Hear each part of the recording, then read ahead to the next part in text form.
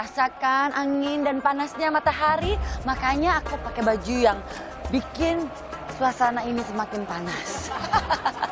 Tapi ini dingin ya, di gurun ini dingin deh. Wana Bud. Ya, apa kabar? Apa kabar? Ente apa kabar?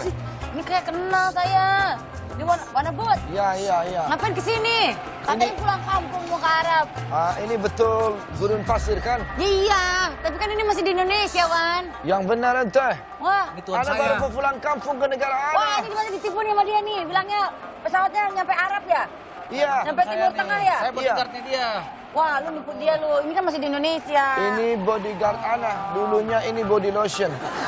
Ana ternyata bukan di Arab ini. Ini gurun pasir Bintan. Di mana ini? Ini di Indonesia. Oh, di Letaknya Indonesia. di daerah Busung, Kabupaten Bintan. Oh, Ana pikir ini di Arab. Wah, kayak di Arab ya. Mirip Kayak di Arab. Timur mirip Tengah di ya. Arab. Tempat wisata ini dibuka pertengahan 2015 kemarin, Wan. Oh, begitu. Karena banyak yang pamer foto di gurun ini. Lokasi ini jadi populer buat anak muda sama traveler. Dulunya Alhamdulillah. ini mah tempat penambangan, Wan. Oh, dulu tempat penambangan. Sekarang buat tempat ini wisata. Ini dia kawasan gurun pasir. Begitulah masyarakat menyebutnya. Gurun pasir ini terletak di Desa Busung, Kecamatan Seri Kuala Lobam, Kabupaten Bintan. Hamparan gundukan pasir padat seluas 5 hektar ini dulunya adalah pertambangan yang sudah berhenti beroperasi sejak tahun 1999. Kini, semenjak tahun 2015 lalu, lokasi ini menjadi objek wisata baru bagi warga Bintan. Aksi anak muda dengan beragam foto di media sosial lah yang membuat kawasan ini terkenal. Banyak pengunjung datang dari luar daerah Bintan menikmati keindahan ala gurun pasir. Berfoto bersama dan bersuah foto dengan latar belakang suasana, ditambah aksesoris patung kuda dan onta semakin melengkapi nuansa gurun ini. Biaya masuk kawasan ini Rp5.000. Saat ini kawasan ini masih dikelola oleh badan usaha milik desa agar kesejahteraan warga di sekitar lokasi wisata merata. Kalau begitu, Ana jadi ingat sama kampung halaman Ana di Arab. Jadi begini ya, Ana kasih tahu sama ente berdua. Kalau lagi berwisata atau jalan-jalan di gurun, itu hati-hati. Karena banyak hewan berbahaya di gurun. Hewan apa aja di gurun, Ya, Wan? Ana kasih tahu. Lingkungan di gurun memang ekstrim. Dan hampir tidak ada kehidupan. Tapi ada juga beberapa makhluk yang tinggal dan habitatnya memang ada di gurun. Pertama ada onta. Unta nggak berbahaya, Wan. Nah, memang tidak berbahaya. Ana lagi baca dulu. Oh iya. Onta mampu menahan cuaca tubuh yang panas sampai 41 derajat Celcius. Wih, makanya dia tinggal itu ya hidup. Nah, itu pungguknya itu adalah dia itu menampung air di situ. Yang kedua ada kadal gurun. Kadal gurun ini waktu siang dia akan gali lubang dan dia tinggal di situ karena di lubang itu suhunya lebih dingin. Nah, waktu malam baru mereka keluar buat cari makan. Pada malam buat cari makan. Nah, itu termasuk hewan buas yang ada di gurun. Serem ya. Ada lagi yang namanya kalajengking. Oh, itu serem sih, Wan. Saya sering dengar itu. Nah, ini pasti udah pada tahu kalau mereka memang tinggalnya di gurun. Untuk melindungi diri dari panas, mereka juga bersembunyi di bawah tanah dan mencari makan pada malam hari. Apalagi, Wan? Ada lagi yang keempat itu namanya rubah fenek. Rubah fenek, Wan. Nah, rubahnya kecil. Ini ada di gurun Afrika Utara. Dia berteduh dari panas di bawah batu dan mereka punya telinga yang panjang sampai 15 cm yang bisa mendinginkan tubuh mereka.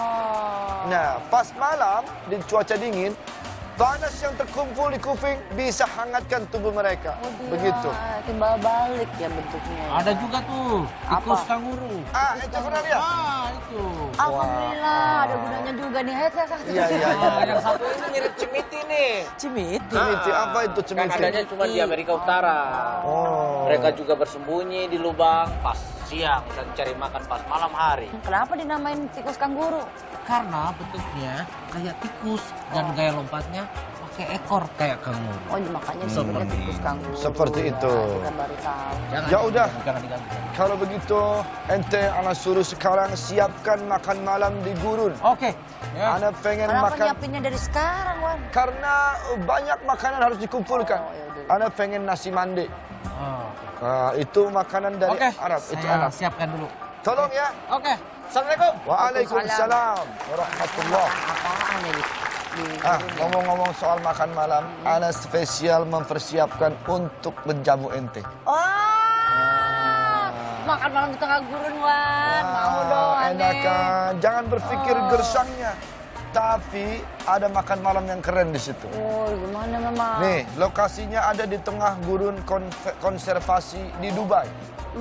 Jadi sebelum makan malam, pengunjung akan diantar dengan unta ke camp tempat makan. Di depan camp itu nanti akan dipamerkan berbagai macam rempah-rempah dengan tampilan unik. Dan dia juga mampu menampung sampai 300 orang. Ini mah mewah, Wan. Mewah kan? Sebelum makan juga kita bisa minta digambarkan henna di tangan kita. Henna itu yang kayak gambar-gambar itu yang di tangan.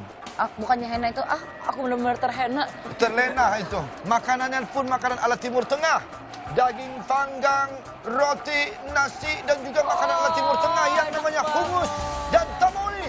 Wah, enak, Wan. Pemandangan langitnya juga keren banget ya, Wan. Betul. Ternyata makan di gurun itu pasti enak dan Iya, indah. tapi kalau memang yang Dubai yang bikin sih memang udah pasti bagus, Wan. Hidup penabut, hidup penabut, hidup penabut, hidup penabut. Penabut jadi bikin negara. Ente kayak hakim garis begitu. Mau apa? Mau apa ini? Penabut mau bikin negara sendiri katanya. Katanya namanya negara abut Kenapa katanya. pakai bendera parkir ya?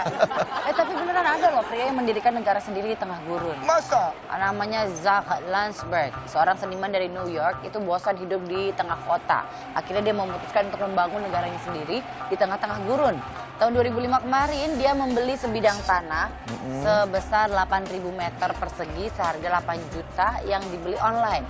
Awalnya Zach cuma menancap bendera merah dan kuning karena iseng, sampai akhirnya muncullah ide untuk membuat negara Zakistan. Oh begitu. Jadi dia punya negara sendiri. Dia yang bikin sendiri, di tanahnya sendiri, ya nggak apa-apa sih. Dia Tidak apa-apa. Iya, teman. Katanya sekarang nih pemerintah Amerika Serikat memang tidak mengakui negara buatannya ini. Iya, pasti. Tapi juga tidak dianggap ilegal karena Zack tetap membayar pajak. Dan Zack sering mengunjungi negaranya ini untuk membuat karya seni yang menarik. Bahkan Zakistan juga ada pasportnya sendiri. Tapi dia tetap bayar pajak di negaranya itu ya? Iya, Oh, begitu. dia nggak- Baiklah. Hah? Ente jangan sembarangan lempar-lempar begini di gurun. Saya lagi menabur bibit bunga matahari. Kalau di gurun, susah tumbuh. Tidak mungkin tumbuh. Saya bukan untuk menumbuhkan, tapi untuk membuat lukisan. Apa ya? Maksud ente ini, Biji bunga matahari. ini mau dibuat lukisan. Lukisan sih. Ih, ini nih bener nih. Saya nanti mau menabur bibit bunga matahari, tapi untuk membuat sebuah lukisan. Iya. Nanti ada orangnya kok. Saya terinspirasi oleh baik, dia. kalau begitu. Setelah yang satu ini akan dikasih tahu ya. Anak sekalian mau pamit dulu, kita jalan dulu ya. Oke, bye-bye. Oke, mari. Tapi pagi-pagi ya.